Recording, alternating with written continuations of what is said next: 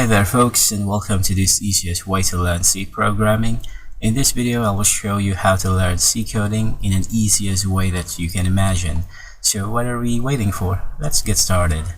Let me open up this editor, and as you may have noticed, I have created this file ahead of time, ex80, the Malloc function continuation. So I have also added these statements ahead of time. So we're going to practice making codes, and this is the best way to learn coding. More hands-on exercises, and at the end of this video I highly encourage you to answer the questions because it's the best way for you to teach yourself in C programming. So today we're going to learn the Malloc function. This is a continuation of my previous video. So the Malloc function, if you still remember, it is the allocated memory is contiguous and can be treated as an array. Instead of using brackets to refer to elements, pointer arithmetic is used to traverse the array. You are advised to use the plus to refer to array elements. Using the plus plus or the add and assign operator changes the address stored by the pointer. If the allocation is unsuccessful, null is returned. Because of this, you should include code to check for a null pointer. So in this example, let's go ahead and complete this code in here. So as you may have noticed, I have created the array. So this is the standard array or the static array. So this will guarantee to allocate 20 integers. So I also have added this comments in here: dynamic array save memory by creating a pointer that stores the beginning of the array. So we'll be using the array, the dynamic array. So let me complete this.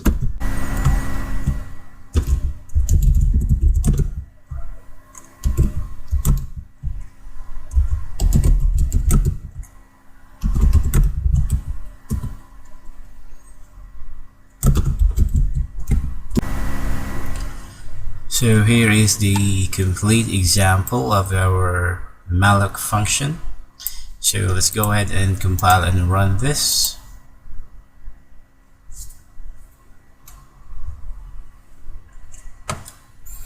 So you should be able to see similar information as what I have here on my end. So the address, this is the address, stores the value 10 for the dynamic array 1, stores the value 20, and the size of the dynamic array is 8, which is correct. So in this example I have used the Malloc function. So this is how you use it in your code. So just a quick note that a simple two-dimensional array requires rows and columns. So let me just provide it to you here.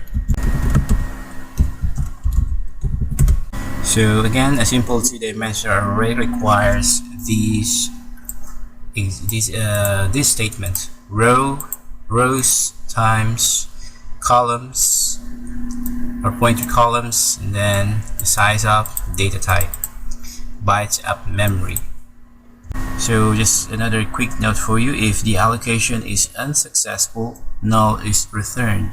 Because of this, you should include code to check for a null pointer. Now you might be asking yourself, how is it usually handled? What's recommended to do in this case, and what can be the cause of that? And the answer is basically, with Malloc, you request contiguous bytes in memory. If the amount of bytes is not available contiguously, Malloc will fail. This means that you will most likely not be able to execute your further code as expected, as it will need exactly the amount of memory you requested, or you would overwrite already allocated memory of other variables, which also would lead to unexpected and unwanted effects. And also, the library function malloc is used to allocate a block of memory on the heap. The program accesses this block of memory via a pointer that malloc returns. When the memory is no longer needed, the pointer is passed to free, which deallocates the memory so that it can be used for other purposes. So that's it for this video, and before we wrap up, let's test your knowledge. So let's go ahead and switch to another tab. So in this tab, so I want you to answer this question. The allocated memory is it contiguous or randomly distributed? If you already know the answer, please put it in the comment section below. Thank you.